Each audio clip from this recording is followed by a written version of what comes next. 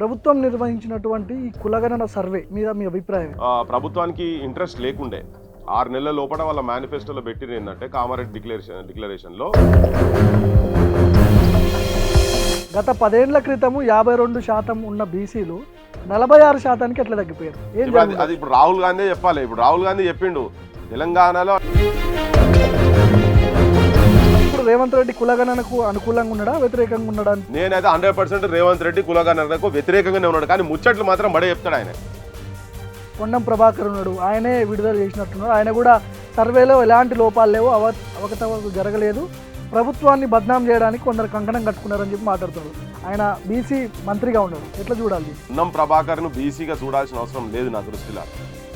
Ponnam Prabhakar is part of the government. వాళ్ళు ఎట్లా అనుకుంటే గట్లా వాళ్ళ పార్టీ పాలసీస్ వాళ్ళ ముఖ్యమంత్రి ఎట్లా చెప్పామంటే గట్లా చెప్తారు. కాంగ్రెస్ పార్టీ ఎమ్మెల్సీగా ఉండి తీన్మార్ మల్లన్న ఒక భయంకరమైన స్టేట్మెంట్లు చేస్తున్నాడు ఈ మధ్య. ఇప్పుడు కాంగ్రెస్లో ఏమైతుందంటే వర్గాలు ఉన్నాయి, మరి ఏ వర్గం అన్నా ఎంకరేజ్ చేసి చేపిస్తున్నారా? ఇప్పుడు మొన్నటిదానికి ఏమన్నారు, ముఖ్యమంత్రి ఈయనని ఎన్నుకున్నాడు, ముఖ్యమంత్రి మందకృష్ణ ప్రెస్ మీట్లలో కనిపిస్తున్నాడు, మాదిగ సామాజిక వర్గానికి సపోర్ట్ చేస్తూ వర్గీకరణ జరగాలని చెప్పి పృథ్వీరాజ్ కూడా మాట్లాడుతున్నాడు. 30 ఏళ్ళ పోరాటం అబ్బా, అది సుదీర్ఘమైన పోరాటం. ఇంజస్టిస్ అంబేద్కర్ అయితే ఉన్న సంపదను రాజ్యాంగ పరంగా అందరూ సమానంగా పంచుకోవాలని దాంట్లో ఎస్సీలలో మాకు రావాల్సినటువంటి 2029 అసెంబ్లీ ఎన్నికల్లో కావచ్చు, లోక్సభ ఎన్నికల్లో కావచ్చు, బీజేపీ అభ్యర్థులుగా ఒక విఠలు, ఒక పృథ్వీరాజ్ ఉండబోతున్నారు. మీ ఇష్టం వచ్చినట్టు అనుకొని ఉండబోతున్నారని చెప్పని మీ ఇష్టం అనుకుంటే ఎట్లా? నమస్తే, welcome to the Bhargav podcast. తెలంగాణలో బీసీ లెక్కలపై పెద్ద ఎత్తున దుమారం రేపుతుంది. 52% నుంచి 46% బీసీలు ఎట్లా తగ్గిపోయారు? ఒకవేళ తగ్గిపోతే ఈ ప్రభుత్వం నిర్వహించినటువంటి కులగణన సర్వేలో 20 లక్షల బీసీని ఎక్కడికి పంపించారు? చచ్చిపోయారా? ఉన్నారా? ఉంటే వాళ్ళ గోరీలు ఎక్కడున్నాయి? ఇట్లాంటి స్టేట్మెంట్లు వినపడతా ఉన్నాయి బీసీ లీడర్ల నుంచి, బీసీ సంఘాల నుంచి, ఉద్యమకారులు, కవులు, వీళ్ళందరూ కూడా బీసీ లెక్కలపై పెద్ద ఎత్తున ఒక చర్చలు అయితే కొనసాగిస్తున్నారు. సో డిస్కస్ చేయాల్సిన అవసరం ఉంది, మాట్లాడదాం. నాతో పాటు క్రాంతి దళ అధ్యక్షుడు పృథ్వీరాజ్ గారు ఉన్నారు, తెలంగాణ ఉద్యమకారుడు. నమస్తే పృథ్వన్న. నమస్తే, జై తెలంగాణ. ప్రభుత్వం నిర్వహించినటువంటి ఈ కులగణన సర్వే మీద మీ అభిప్రాయం ఏంటి? ఏం చెప్తున్నారు? నేను ఈ రిపోర్ట్ బయటికి రాకముందే, సర్వే జరిగేటప్పుడే ప్రభుత్వానికి ఇంట్రెస్ట్ లేకుండే 6 నెలల లోపల వాళ్ళ మేనిఫెస్టోలో పెట్టిన ఏంటంటే కామారెడ్డి డిక్లరేషన్లో 6 మంత్స్ లోపల మేము డేటా తీసుకొచ్చి 42% అమలు చేస్తామని చెప్పిండ్రు. కానీ వాళ్ళు చేయలేదు. ఒత్తిడితోటి బీసీ సంఘాల నుంచి, ఇంటలెక్చువల్స్ ద్వారా మేము మీటింగ్స్ పెట్టి ఇవన్నీ చేసి ఒత్తిడి చేస్తే అప్పుడు అంటే రాహుల్ గాంధీ ఏమో రాజ్యాంగం చేతిలో పట్టుకొని మొత్తం దేశం అంతా తిరుగుతాడు. ఎవరిది ఎంత సంఖ్య ఉంటే వాళ్ళకి అంత రావాలని న్యాయం అని చెప్పి తిరుగుతున్నాడు కదా. మరి ఇక్కడ నువ్వు ఎందుకు చేస్తలేవు? ఎందుకంటే ఇవన్నీ ఈ డేటా రాకముందే ఎలక్షన్స్కి పోవాలనే ప్లాన్లో వీళ్ళు ఇక్కడ ఆల్రెడీ ప్రకటనలు కూడా ఇచ్చిండ్రు. వీళ్ళు పాత దాంతోనే పోతాం మేమని చెప్పాను. అది లొల్లి చేసి ఒక కంపల్షన్ క్రియేట్ చేసినందుకు వీళ్ళు సర్వే స్టార్ట్ చేశారు. ఆ సర్వే స్టార్ట్ చేసేటప్పుడే వాళ్ళ ఇంటెన్షన్స్ కరెక్ట్ లేవు, మొదలు పెట్టినప్పుడే కరెక్ట్ లేదు. కాబట్టినే అది పక్కా అది ప్రాపర్ జరుగుతున్నప్పుడే చెప్పిన ఇది తప్పుల తడక ఉంటుంది. వాళ్ళకు అనుకూలంగా వాళ్ళకి ఏ డేటా కావాలో అటువంటి డేటానే బయటికి తీస్తారు. ఎందుకంటే వాళ్ళకు ఒకవేళ నిజంగా తీయాలని ఉండేది ఉంటే లాస్ట్ టైము కేసీఆర్ ప్రభుత్వం చేసినటువంటి డేటా ఆల్రెడీ ఉంది. దాన్ని వీళ్ళు ఆయన ఉన్న రోజులు, లాస్ట్ ప్రభుత్వం ఉన్న రోజులు మొత్తుకున్నారు, మేము రాగానే వెంటనే తీసి బయట పెడతాము, నువ్వు ఎందుకు చేస్తలేవు అని చెప్పని అన్నారు. వీళ్ళు వచ్చిన తర్వాత సంవత్సరం దాటినాక ఆ డేటా ఒక్కడు కూడా బయట పెట్టలేదు ఇప్పటిదాకా. సో వీళ్ళు ఇంటెన్షన్, ఎందుకంటే అప్పటి దాంట్లో డేటా చాలా క్లియర్గా ఉన్నది. ఓసీస్ 7% లోపట్నే ఉన్నారనేది చాలా క్లియర్ ఉన్నది. వాళ్ళు దాన్ని పెంచదలుచుకున్నారు, ఉన్న బీసీలను తగ్గియదలుచుకున్నారు. అట్లా దాని అనుకూలంగానే వాళ్ళు ఇప్పుడు ఏం చేసినా కానీ కూర్చొని అసలు లెక్కలు తీసుకుపోయి రేవంత్ రెడ్డి ఇంట్లో సందుగల పెట్టుకున్నట్టున్నాడు, మంచిగా బాక్స్లో పెట్టినట్టున్నాడు. ఈ దొంగ లెక్కలు తీసి బయట తీసుకొచ్చి పెట్టిండు అనేది నాకు క్లియర్. అందుకని రాకముందే చెప్పినాం ఇది తప్పుల తడక ఉంటుంది. వాళ్ళకి కావాల్సిన డేటాను బయట పెడతారు, ఉన్న వాస్తవాలు మాత్రం వాళ్ళు పెట్టరు. ఇది ఒక పెద్ద బక్వాస్ అండ్ బోగస్ డేటాగా వెళ్ళబోతుందని నేను ముందే చెప్పిన. కులగణన సర్వే కూడా ప్రతి ఇంటికి సర్వే వెళ్ళలేదు అని చెప్పి చాలా మంది మాట్లాడుకుంటారు. అంటే పూర్తి స్థాయిలో సర్వే జరగలేదు అని చెప్పి చెప్తున్నారు. వాళ్ళకి కావాల్సిన, వాళ్ళ అనుకూలంగా, రెడ్లకు కావాల్సిన అనుకూలంగా సర్వే చేసుకొని చేస్తున్నారు అని చెప్పి సొంత పార్టీ నాయకులే మాట్లాడుతున్నారు. పేర్లు మెన్షన్ చేయను నేను. సో ఇది ఎట్లా చూడొచ్చు, ఏ రకంగా చూడొచ్చు? ఓన్లీ కేవలం లోకల్ బాడీ ఎన్నికలకు తొందరపడి ఇట్లాంటి ప్రయత్నాలు జరిగినాయా? కేవలం లోకల్ బాడీ అనేది కూడా కాదు, ఒక రకమైన ఇంప్రెషన్ కూడా. ఇప్పుడు ఈడబ్ల్యూఎస్ స్కీమ్ ఉంది, 10% ఇస్తున్నారు. ఇక్కడ అప్లై చేసేటోళ్ళే 5% కన్నా తక్కువ ఉన్నారు దాంట్లో ఉన్నోళ్ళే. ఇప్పుడు అన్ని డేటాస్ అన్ని చెప్తున్నాయి, నువ్వు ఏ ఎగ్జామ్స్లలో చూసినా కానీ చెప్తా ఉన్నారు.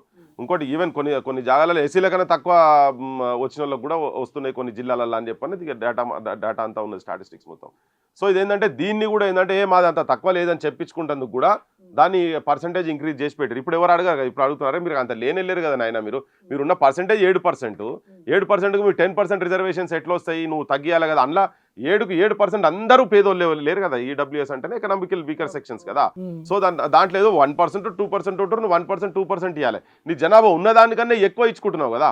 మరి రాహుల్ గాంధీ చెప్పేది నువ్వు ఇక్కడ చేస్తున్నది ఏంది? నిన్న పార్లమెంట్ లో రాహుల్ గాంధీ కూడా కొన్ని వ్యాఖ్యలు చేసినట్టు కనిపిస్తా అవును.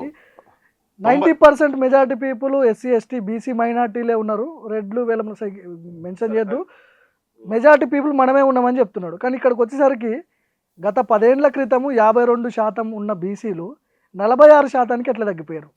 అది ఇప్పుడు రాహుల్ గాంధీ చెప్పాలి. ఇప్పుడు రాహుల్ గాంధీ చెప్పిండు తెలంగాణలో అంటే మొత్తం దేశం మొత్తంలో ఒక్క పర్సంటేజ్ కూడా తగ్గకుండా 50 కన్నా ఎక్కువనే ఉంటుంది కానీ తక్కువ మాత్రం ఉండదు అని చెప్పిండు. ప్రతి దగ్గర కూడా చెప్పిండు. ఇప్పుడు 90% అన్నాడు, యాక్చువల్గా 93% అని చెప్పారు. బీసీ ఎస్సీ ఎస్టీ మైనారిటీస్ కలిపి 93%, 7% ఇప్పుడు 7% ఓసీస్. దాంట్లో ఇప్పుడున్న ముఖ్యమంత్రి రేవంత్ రెడ్డి ఎప్పుడు మాట్లాడినా కానీ 0.4 గాన్లు అని చెప్పేది. 0.4% ఉన్నటువంటి వాళ్ళు రాష్ట్రాన్ని ఏలుతున్నారని చెప్పిండ్రు.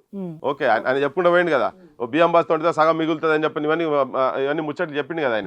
సో ఆ గతంలో చెప్పిండు కదా. సో పెద్ద బ్రాహ్మణ్స్ కోమట్లు వీళ్ళు కలిపితే ఒక 1% ఉండొచ్చు, ఇంకా కమ్ములు కొంత సెటిలర్స్ ఉంటాం వాళ్ళు కొంతమంది ఉంటారు అంతనే. అన్ని కలిపితే మిగతాది less than 4% రెడ్డిస్ ఉన్నారని చెప్పని చెప్పారు. సో 7%కు లోపల ఉన్నారని చెప్పి చాలా క్లియర్గా ఉన్నది. సో 93% ఇప్పుడు ఈయన 90% అని చెప్పిండు. అట్లీస్ట్ 90% 50% అయినా దాటాలి కదా. మరి ఇప్పుడు అట్లా కూడా లేదు కదా. ఇది ఇప్పుడు ఆ లెక్క ప్రకారం 20 లక్షల మంది దాదాపు బీసీలను చంపేసినట్టు వీళ్ళు. అదే ఒకవేళ చచ్చిపోతే వాళ్ళ పార్టీకి సంబంధించినటువంటి వాళ్ళ పార్టీ అధ్యక్షుడే పార్లమెంట్ సాక్షిగా ఈ రిపోర్ట్ నువ్వు ఇంటర్నల్ గా నువ్వు బయటకు వచ్చిందని చెప్తున్న క్రమంలోనే పార్లమెంట్ సాక్షిగా చెప్పిండంటే ఆయనోడు చెప్తున్నాడు, వీళ్ళోడు చెప్తున్నది అబద్ధమని క్లియర్ గా తేలిపోతుంది కదా. ఎట్లా తగ్గుతారబ్బా నాకు అర్థం కాదు. ఇదంతా హైకమాండ్ దృష్టిలో ఉండొచ్చు అని భావిస్తున్నారా? తెలిసే జరుగుతుంది ఇదంతా. నేనైతే 100% వీళ్ళందరికీ అనుకునే చేస్తారు. ఒకవేళ తెలియకున్నా కానీ వీళ్ళు ముటకాయలు వేసి ఆపాల్సిన బాధ్యత ఎవరి మీద ఉంటది? మరి సెంట్రల్ వాళ్ళ మీద ఉంటుంది. హైకమాండ్ ఇప్పుడు బదనాం అవుతున్నది అని చెప్పనే దేశం మొత్తం రాహుల్ గాంధీ నువ్వు ఇట్లా తిరుగుతున్నావు, మరి మా సంగతి ఏంది ఇక్కడ, లెక్కలు తీయకుండానే వీళ్ళు ఎన్నికలకు పోతున్నారని చెప్పి మొత్తుకుంటేనే దేశం మొత్తం బదనాం అవుతాం అనే ఉద్దేశంతో ఇక్కడ కులగణన బై ఫోర్స్ గా ఇక్కడ వీళ్ళతో పెట్టిపించిండు. వాళ్ళకు ఉండొచ్చు ఇంటెన్షన్. వాళ్ళు ఏమైనా చక్కదనం ఉన్నారబ్బా, స్వతంత్రం వచ్చినాక కులగణన ఆపింది ఎవరు? కాంగ్రెస్ పార్టీ కదా ఆపింది. అంతకుముందు అట్లీస్ట్ బ్రిటిష్ కాలంలో ఉండే. అట్లా ఈ దేశంలో కులం లేకుంటుందా? ప్రతి ఒక్కరికి కులం ఉన్నది. ఇవన్నీ చూస్తుంటే ఇప్పుడు రేవంత్ రెడ్డి కులగణనకు అనుకూలంగా ఉన్నాడా వ్యతిరేకంగా ఉన్నాడా? నేనైతే 100% రేవంత్ రెడ్డి కులగణనకు వ్యతిరేకంగానే ఉన్నాడు. కానీ ముచ్చట్లు మాత్రం బడే చెప్తాడు ఆయన. అనుకూలమైన స్టేట్మెంట్లు వస్తున్నాయి కదా, ఆయన అన్ని చెప్తాడు, అవన్నీ కథలు చెప్తాడు. అట్లా కానీ ఉండేది ఉంటుంది అనుకో, మరి డేటా కరెక్ట్ రావాలి కదా. నువ్వు పర్సెంటేజ్ ఎట్లా తగ్గుతుంది? రేవంత్ రెడ్డి అనుకూలంగానే ఉన్నానుకో, వాస్తవాలు నిజంగానే బయట తీసుకురావాలని చెప్పి రేవంత్ రెడ్డి ఉద్దేశం ఉన్నది అనుకుందాం. లాస్ట్ టైం డేటాకి ఇప్పటికి పెరుగుతుందా తగ్గుతుందా? జనాభా పెరిగిందా తగ్గిందా? పెళ్లిళ్ళు లగ్గాలు ఎక్కువ చేసుకుంటురా తక్కువ చేసుకుంటుర్రా? సంసారాలు ఎక్కువ చేస్తుర్రా తక్కువ అయినాయా? అయితే ఓన్లీ ఫార్వర్డ్ కాస్ట్లకు సంబంధించిన వాళ్ళు సంసారాలు చేస్తారు, వాళ్ళకే ఎక్కువైంది. ఈ టైంలో ఈ స్పాన్లో డబల్ కాడిపోయింది అంటే ఏంటది మామూలు విషయమా? ముఖ్యమంత్రి రెడ్డి ముఖ్యమంత్రి అనుకుందాం. ఇక్కడ మంత్రి పొన్నం ప్రభాకర్ ఉన్నాడు, ఆయనే విడుదల చేసినట్టున్నాడు. ఆయన కూడా సర్వేలో ఎలాంటి లోపాలు లేవు, అవకతవకలు జరగలేదు, ప్రభుత్వాన్ని బద్నాం చేయడానికి కొందరు కంకణం కట్టుకున్నారని చెప్పి మాట్లాడుతున్నాడు. ఆయన బీసీ మంత్రిగా ఉన్నాడు. ఎట్లా చూడాలి దీన్ని? ఇప్పుడు మనోళ్ళ భుజాల మీద వేసే మనలో కొడుతుంటారబ్బా. ఇది రాజకీయాలు నడిచేదే. పొన్నం ప్రభాకర్ ను బీసీగా చూడాల్సిన అవసరం లేదు నా దృష్టిలో. Ponnam Prabhakar is part of a government. వాళ్ళు ఎట్లా అనుకుంటే గట్లా వాళ్ళ పార్టీ పాలసీస్ వాళ్ళ ముఖ్యమంత్రి ఎట్లా చెప్పామంటే గట్లా చెప్తారు. వీళ్ళంతా ఎస్ మ్యాన్లు కదా, వీళ్ళకు ఇండివిజువల్ అప్రోచ్ లేదు కదా, ఇండివిజువాలిటీ ఉన్న వాళ్ళు కాదు కదా వీళ్ళందరూ. పార్టీ చెప్పిన హైకమాండ్ కు వీళ్ళు బానిసాలు గంతనే. సో ఈయన కూడా గంతనే.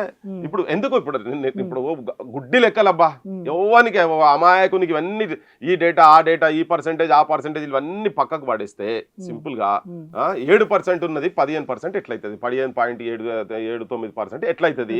ఒక్క ఫార్వర్డ్ కాస్ట్ది బీసీ లేదు ఎట్లా తగ్గుతుంది? ఇది ఒక్కటి సరిపోదా నీకు చెప్పేందుకు? దీనికి పెద్ద లెక్కలు కావాలా? ఇంకా అవసరమే లేదు, అంతే కదా. క్లియర్ గా మనిషిని చూస్తే అర్థమవుతుంది. భయ్ నువ్వు ఇప్పుడు నువ్వు 6 ఫీట్లు ఉన్నావు, నేను 7 ఫీట్లు ఉన్నాను అనుకో, చూస్తేనే కనబడుతుంది కదా. దానికి పెద్ద చెప్పాల్సిన అవసరం ఏమున్నది? చేయాల్సిన అవసరం లేదు. అది దట్ ఇట్ సెల్ఫ్ సోర్స్ ఇది తప్పుల తడక. ఇది వాళ్ళు ఒక ఫ్రాడ్ చేసిరు వీళ్ళంతా. వాళ్ళకి కావాల్సినటువంటి లెక్కలు ఇవి దొంగ లెక్కలు అని చాలా క్లియర్గా అర్థమవుతుంది. అది పొన్నం ప్రభాకర్ గారు కావచ్చు, ఇంకెవరైనా బీసీలతో రిలీజ్ చేసినా ఏం చేసినా కానీ బంధుకు చెప్తున్నా కదా, ఈ సెక్షన్స్ ఈ వర్గాల చేతులను పెట్టి కొట్టిస్తున్నారు తప్ప వాళ్ళకి ఎక్కడ చెప్పు, వాళ్ళకి అంత ఇండివిజువల్ ఉంటుంటే బాగానే ఉంటుండే. వాళ్ళ నేషనల్ పాలసీ ప్రతి పార్లమెంట్కు 2 అసెంబ్లీ సీట్లు ఇస్తామని చెప్పి వాళ్ళ డిక్లరేషన్లో పెట్టిన తర్వాత ఇక్కడ పార్లమెంట్ ఎలక్షన్లో సీట్లు ఇచ్చిండ్రా? ఎన్ని సీట్లు రావాలి ఇక్కడ? బీసీలకు ఎన్ని సీట్లు రావాలి? మరి వీళ్ళందరూ బీసీలే కదా, నున్నోళ్ళందరూ కాంగ్రెస్ బీసీలు అంతా బీసీలే కదా వీళ్ళంతా.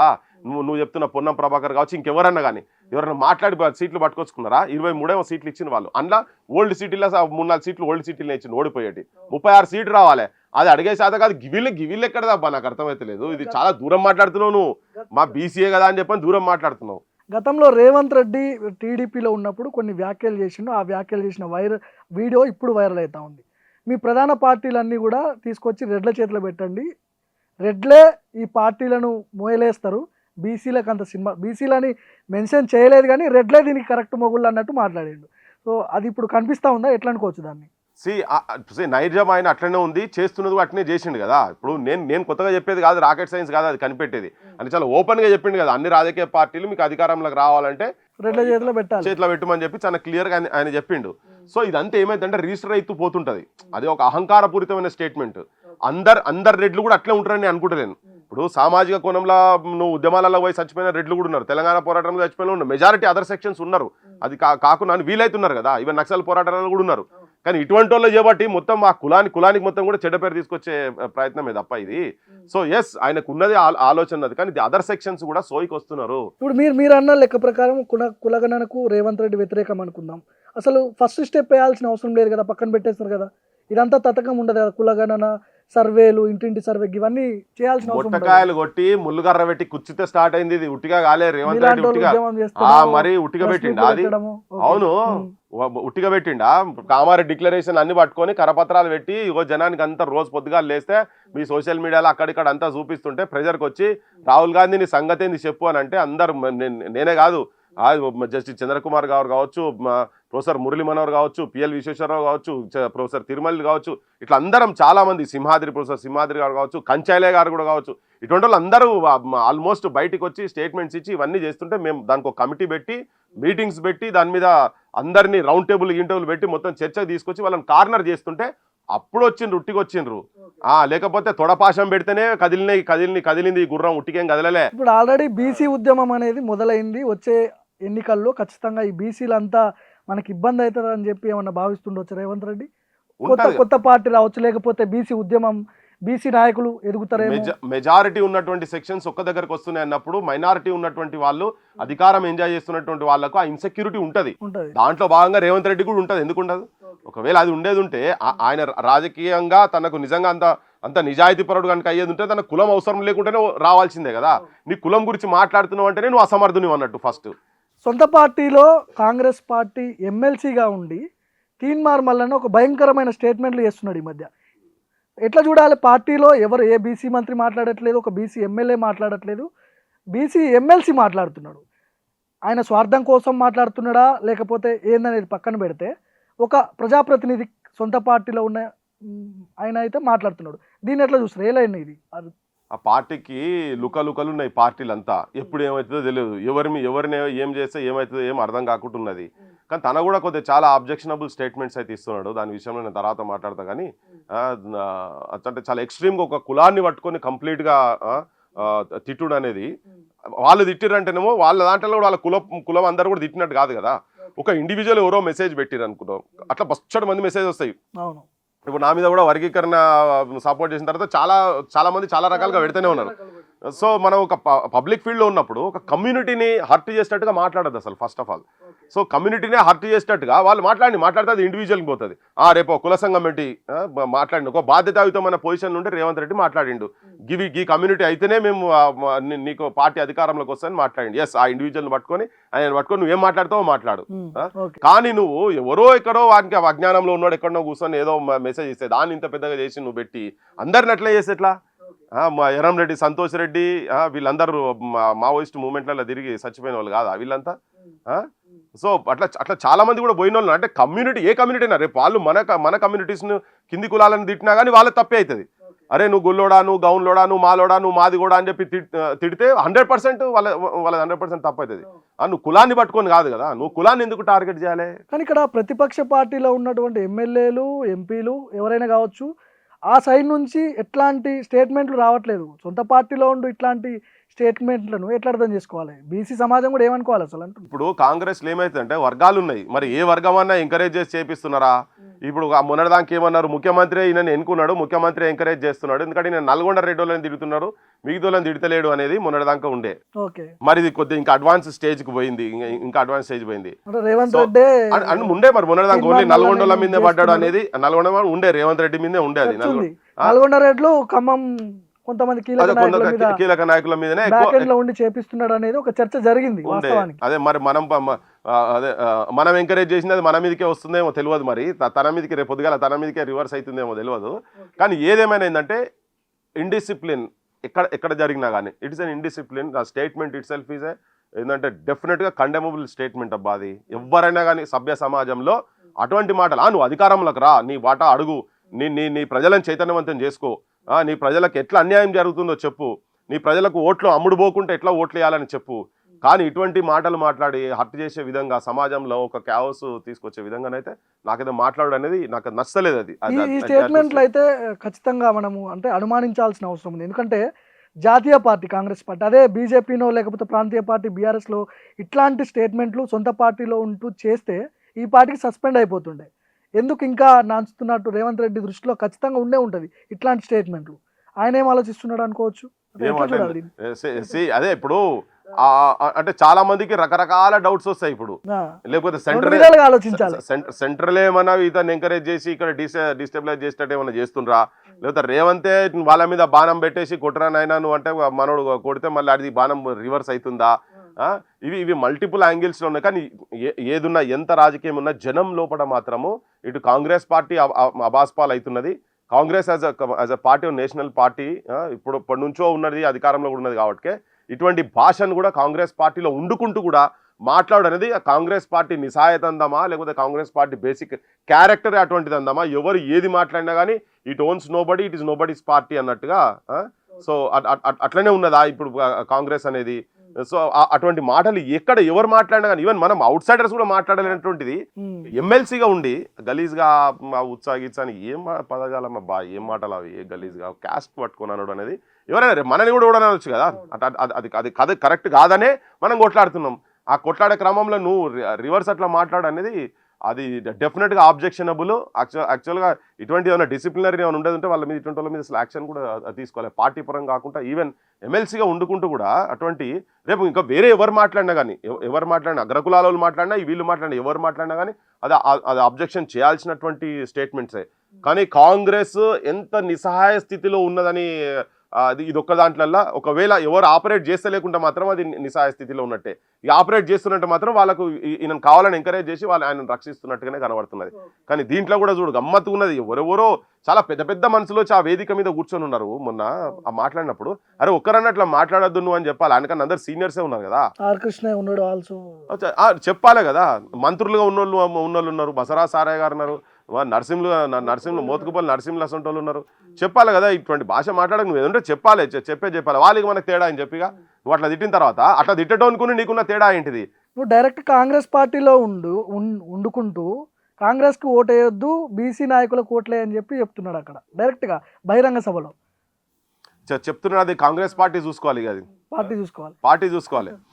బీసీలలో కూడా బీసీలకు ఓట్లేయి అన్నప్పుడు నువ్వు ఇండిపెండెంట్ గుండి చేయాలి. అది కాంగ్రెస్ పాలసీ అయితే ఓకే, అది కాంగ్రెస్ పార్టీ నుంచి బయటకు వచ్చి అట్లాంటి స్టేట్మెంట్లు ఇస్తే అదొక రకంగా చూడొచ్చు, అంతే కదా. మరి పార్టీ నిజం కూడా రిజైన్ చేసి బయటకు వచ్చి లేకపోతే పార్టీలో మాట్లాడవచ్చు అని అనుకుంటే అది వాళ్ళ అది ఇప్పుడు ఆ పార్టీలో ఉండి ఎవరేది మాట్లాడవచ్చు అని అనుకునే లెక్కనే ఉన్నది ఇప్పుడు. అది అందుకనే ఉన్నది, అది పార్టీ చూసుకోవాలి. కాకపోతే మన సైడ్ నుంచి ఏంటంటే అట్లా ఎవరి గురించి ఏ కులం గురించి అయినా కానీ అట్లా ఎవడో ఇండివిజువల్ మాట్లాడితే ఇండివిజువల్ గురించి మాట్లాడు. కానీ కులం యాజ్ అ సంఘంగా పెట్టి మేము మా రెడ్డి కులంకి వెళ్ళి చెప్తున్నాం, అరే బీసీలు అందరూ మీరు మాది ఇది దాగునరా, మీరు మాకు అది దాగునరా అని అందరూ వచ్చి నీకు చెప్పినాడు. నువ్వు అట్లా మాట్లాడు, నువ్వు మాట్లాడదలుచుకుంటే మా సొంతలో అట్లా కూడా మాట్లాడడం. అది కూడా ఏంటంటే అది కూడా వాళ్ళ తప్పే అంటాం. కానీ ఇట్లా ఇంత ఘోరంగా మాట్లాడని ఎందుకో నాకు కూడా అది నచ్చలేదు. అది కొద్దిసేపు ఈ బీసీ లెక్కలు, కులగణన సర్వే ఇవన్నీ పక్కన పెడదాం. ఎస్సీ వర్గీకరణ అంశానికి వద్దాం. ఎస్సీ వర్గీకరణ గతంలో నుంచి కూడా పెద్ద ఎత్తున ఒక చర్చకు వస్తుంది. వర్గీకరణ చేయాలని చెప్పి మందకృష్ణ మాదిగ లాంటి వాళ్ళు పెద్ద ఎత్తున ప్రెస్ మీట్లు పెట్టడం, సభలు పెట్టడం, లేకపోతే అటు మాలా సామాజిక వర్గం నుంచి మాలా సింహగర్జన అని వివేక్ వెంకటస్వామి పెట్టడం, ఈ పంచాయతీ అంతా మనం అందరం కూడా చూస్తున్నాం. వర్గీకరణ ఒక కొలిక్కి వచ్చిందనుకోవచ్చా? రేవంత్ రెడ్డి కూడా అనుకూలంగా ఉన్నాడు వర్గీకరణకు అని చెప్పి చాలామంది మాట్లాడుతున్నారు. మీరు కూడా తాజాగా మందకృష్ణ ప్రెస్ మీట్లలో కనిపిస్తున్నాడు, మాదిగ సామాజిక వర్గానికి సపోర్ట్ చేస్తూ వర్గీకరణ జరగాలని చెప్పి పృథ్వీరాజ్ కూడా మాట్లాడుతున్నాడు. ఏం చెప్పదలుచుకున్నారు దీని మీద? అదేదో ప్రెస్ మీట్స్ లెక్క కాదు, అది 30 ఏళ్ళ పోరాటం అబ్బా, అది సుదీర్ఘమైన పోరాటం. ఇంజస్టిస్ అంబేద్కర్ అయితే ఉన్న సంపదను రాజ్యాంగ పరంగా అందరూ సమానంగా పంచుకోవాలనే దాంట్లో ఎస్సీలలో మాకు రావాల్సినటువంటి వాటా కావచ్చు, మాకు రావాల్సినటువంటి బెనిఫిట్స్ ఒకటే సామాజిక వర్గం ఎంజాయ్ చేస్తున్నది అనే వాళ్ళే తీసుకోబోతున్నారనే దాంట్లో డిఫరెంట్ కమిషన్స్ పడ్డాయి. 30 years బ్యాక్ నుంచి నడుస్తున్నది. కమిషన్స్ పడ్డాయి, ఉషా మెహ్రా కమిషన్ కావచ్చు, అంతకుముందు కమిషన్ పడ్డది, లోతూర్ కమిటీ కావచ్చు, దాని తర్వాత కోర్టులకు పోయింది. ఈ లోపల చాలా ఉద్యమాలు జరిగినాయి. చంద్రబాబు ఉన్నప్పుడు కొంతకాలం ఒక 4 ఏళ్ళు అట్లా అమలు కూడా చేయడం జరిగింది. నువ్వు అంతకు ముందు వచ్చిన దానికన్నా ఖాళీ ఆ 4 ఏళ్ళలో వీళ్ళకి ఎక్కువ వచ్చినాయి. అంత ముందు రిజర్వేషన్స్ లేనప్పటికన్నా రిజర్వేషన్స్ ఏబిసిడి వర్గీకరణ జరిగిన తర్వాత వీళ్ళకి వచ్చినాయి. దాని తర్వాత అంతకన్నా ఎక్కువ వచ్చినాయి అన్నేళ్ల కన్నా అప్పుడు ఒక 4 years పీరియడ్లో. సో నిజంగానే అది అన్యాయం జరిగింది అనేది ఒక 10 years అయిపోయినట్టు అయిపోయింది. లాస్ట్కు జ్యుడిషియరీకి వచ్చి జడ్జిమెంట్స్ ఇచ్చిన తర్వాత కూడా జడ్జిమెంట్ సుప్రీంకోర్టు 7 bench జడ్జిమెంట్ వచ్చిన తర్వాత రాష్ట్రాలకు అధికారం ఉన్నది అని చెప్పిన తర్వాత ఇప్పుడు ప్రతి రాజకీయ పార్టీ కూడా ఏ ఎలక్షన్స్ అయినా కానీ మేము అమలు చేస్తామని చెప్పిండ్రు. అట్లనే కాంగ్రెస్ పార్టీ అధికారం రాకముందు వాళ్ళ మేనిఫెస్టోలో దళిత్ డిక్లరేషన్లో చేవెళ్ళ మీటింగ్లో మల్లికార్జున్ ఖార్గే తర్వాత రాహుల్ గాంధీ వేరే వేదికల మీద ప్రతి ఒక్కరు ఫస్ట్ పాయింట్ ఏంటంటే మేము అధికారంలోకి రాగానే ఏబిసిడి వర్గీకరణ చేస్తాము అని చెప్పిండ్రు. ఈవెన్ సుప్రీంకోర్టు జడ్జిమెంట్ రాగానే రేవంత్ రెడ్డి అసెంబ్లీలో మేము ఆర్డినెన్స్ తీసుకొస్తాము, ఇప్పుడు ఉన్నటువంటి ఉద్యోగాలలో కూడా మొన్న రిక్రూట్మెంట్ అయింది కదా దాంట్లో కూడా మేము అమలు చేస్తాము, దాంట్లో కూడా పెడతామని చెప్పిండ్రు. కానీ సడన్గా ఏమైంది, వెనకకు పోయిండ్రు. ఈ వెనకకు పోయిన తర్వాత అప్పుడు ఇక్కడ ఈ వర్గీకరణ ఉద్యమం ఇన్నేళ్లకెళ్ళి జరుగుతున్న క్రమంలో వాళ్ళు సపోర్ట్ అడిగింది కాబట్టి బరాబర్ సామాజిక బాధ్యతగా, ఎందుకంటే కోర్టులు పెట్టిన తర్వాత వాళ్ళు ఎప్పుడైతే వ్యతిరేకిస్తున్నటువంటి వాళ్ళు మీటింగ్ పెట్టిన తర్వాత మా బలం ఎస్ మేము కొట్లాడుతున్నాం, మా సమాజమా మీరెటు వైపు, ధర్మం వైపా అధర్మం వైపా, మాది అయితే ఏళ్ళ నుంచి మా పోరాటం జరుగుతున్నదని 59 కులాలల్లా 58 కులాలు పోయి మాకు అన్యాయం జరుగుతున్నది వర్గీకరణ కావాలని అడిగిండ్రు. ఒకరు వ్యతిరేకిస్తున్నారు, కానీ అది పవర్ఫుల్ ఉన్నారు, ఆ ఉన్నోళ్ళు పవర్ఫుల్ ఉన్నారు, రాజకీయంగా పవర్ఫుల్. నేనేమంటున్నా అంటే ఆ ఒక్కరు వ్యతిరేకించే వారి సైడ్ నుంచి ప్రశ్నలు వస్తున్నాయి. మోడీకి మందకృష్ణ కొంత పాజిటివ్గా ఉన్నాడు కదా, పార్లమెంట్లో చట్టం చేసి రాజ్యాంగబద్ధమైన వర్గీకరణ చేయించుకోవచ్చు కదా, డైరెక్షన్ మాత్రమే ఇచ్చింది సుప్రీంకోర్టు, ఖచ్చితంగా అమలు చేయాలని చెప్పి ఎక్కడ చెప్పలేదు అని చెప్పి చెప్తున్నారు. మోడీకి మందకృష్ణకు ఉన్నటువంటి సాన్నిధ్యంతో పార్లమెంట్లో చట్టం చేసుకోవచ్చు కదా మరి. సాహిత్యం అంటే అది ఇప్పుడు ఏమన్నా చిన్నప్పటి నుంచి మోడీ మందకృష్ణ గోళీల దోస్తులు అబ్బాయి, పెద్ద రాజకీయ దోస్తాన్ని కూడా లేదు కదా, కొంత ప్రోగా పాజిటివ్ ఉన్నట్టు కనిపిస్తుంది. ఇష్యూ ఉంది. అంతకుముందు మోడీ సపోర్ట్ గా వచ్చి మందకృష్ణకు సపోర్ట్ గా వచ్చి గలెమిలాయించుకున్న కన్నా ముందు ఒక సంవత్సరం ముందు సేమ్ పరేడ్ గ్రౌండ్ లో మోడీ మాట్లాడేటప్పుడు కిందికెళ్ళి ఎంఆర్పిఎస్ కార్యకర్తలు మా రిజర్వేషన్ సంగతి ఏం చేసిన కొట్లాడితే వాళ్ళు స్లోగన్స్ ఇస్తే గొడ్లను కొట్టినట్టు కొట్టిరు తెలుసా, తలకాయలు పలిగినాయి, బొక్కలు ఇరిగినాయి, ఇట్లా బొక్కలు. నేను మాట్లాడిన వాళ్ళతోని ఎంఆర్పిఎస్ వాళ్ళను ఒక సంవత్సరం ముందు, నేను చెప్పేది ముందు ఇంత భీకరంగా కొట్లాడిన వాళ్ళతోని ఎన్నడూ 23 ఏళ్ళల్లో ఎప్పుడు వాళ్ళ జెండా పట్టుకోనో లేకపోతే కండవాలు పట్టుకోనో వీళ్ళు పోయి ఏమో అడగలే కదా. ఓ కంపల్సరీ ఒక అంశం ఉంది, ఎస్ అది మోడీ నోటీసులకు పోయింది ఆ రోజు, ఇట్లా జరిగినాయి, తలకాయలు బలిగినాయి, ఇవన్నీ జరుగుతాయి అని ఎంక్వైరీ చేసింది కాబట్టి చేసి ఎస్ మేము దీనికి సపోర్ట్ బేస్ ఉన్నాము, సపోర్ట్ చేస్తామని ఉన్నది. రాష్ట్ర ప్రభుత్వం అయితే జడ్జిమెంట్ రాగానే పెడతామన్నారు కదా, వేరే స్టేట్లలో అవుతున్నాయి కదా, పంజాబ్లో అవుతున్నది, హర్యానాలో అవుతున్నది, తమిళనాడులో కూడా అవుతున్నది కదా. మరి ఇటు పంజాబ్ హర్యానాలో అయినప్పుడు ఇక్కడ కూడా కావాలి కదా. మరి రాష్ట్ర ప్రభుత్వం పెట్టింది కదా, మరి రాష్ట్ర ప్రభుత్వం చేయని దేశం మొత్తం తర్వాత చూసుకుంటాడు. ఇప్పుడు స్మాలర్ స్టేట్స్ మూవ్మెంట్ జరిగినాయి అబ్బా, చాలా స్టేట్స్ జరిగినాయి. తెలంగాణ అందరం కలిసి కూడా మీటింగ్లు పెట్టినాం ఇక్కడ. ఫస్ట్ అయితే మన పంచాయతీ మనకు ఉండాలనా లేదా, అది పుట్టింది ఇక్కడ పుట్టింది కదా. అప్పుడు యూనిఫైడ్ ఆంధ్రప్రదేశ్ ఉన్నప్పుడు పుట్టినటువంటి మూవ్మెంట్ అది. ప్రకాశం జిల్లాలో పుట్టవచ్చు, కానీ తెలంగాణ ఇప్పుడు ఆయన తెలంగాణ పుట్టిండు, వరంగల్ బిడ్డ కాబట్టి తెలంగాణ ఫస్ట్ కావాలనుకుంటాడు కదా. ఇక్కడ జరిగేదైతే కానీ రాదు, మీరు ఎందుకు వ్యతిరేకిస్తున్నారు?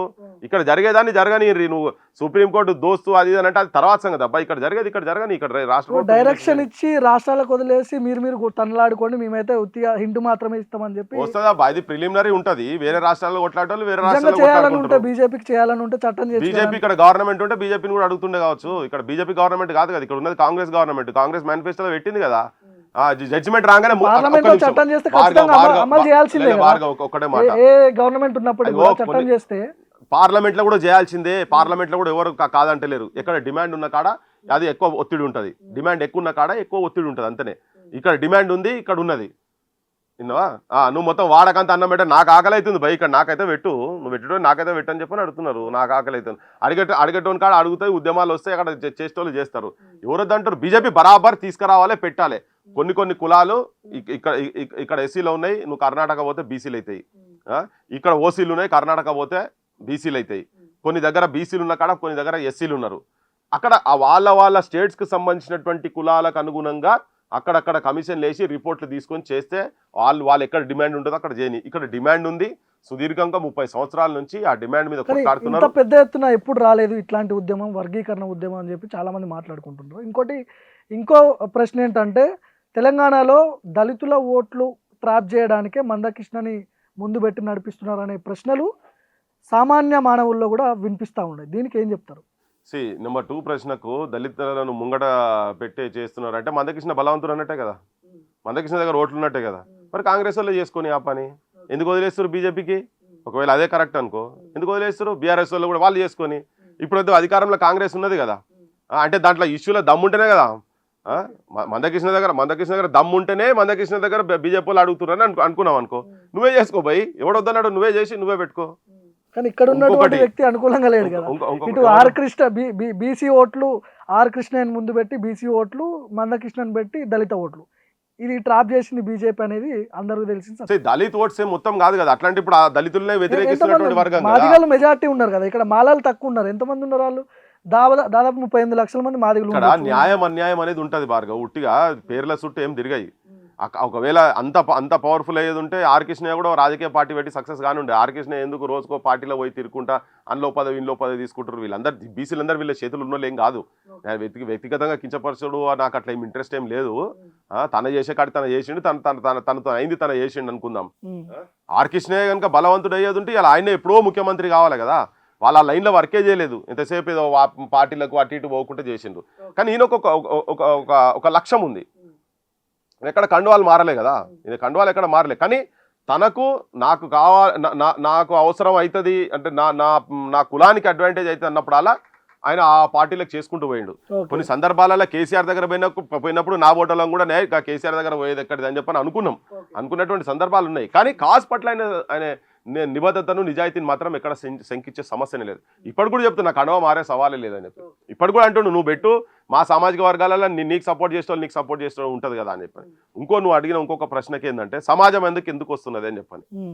కమిషన్స్ అన్నీ అయిపోయినాయి, కోర్టులు ఇచ్చిన తర్వాత కూడా మేము కాదు, సమస్యనే లేదు, మేము వినము అని చెప్పని వ్యతిరేకిస్తున్నటువంటి వర్గాలు సభలు పెట్టిండ్రు.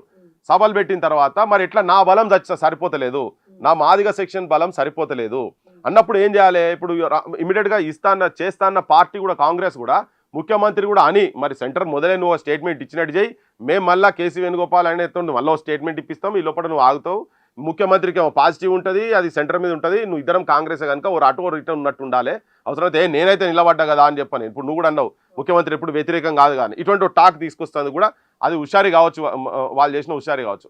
ఒకవేళ ఆ సిచ్యువేషన్ ఉన్నప్పుడు ఏంది, కాంగ్రెస్ అయితే వెనుక పోతున్నది కదా, పోయినప్పుడు బలం సరిపోయినప్పుడు ఏమవుతుంది?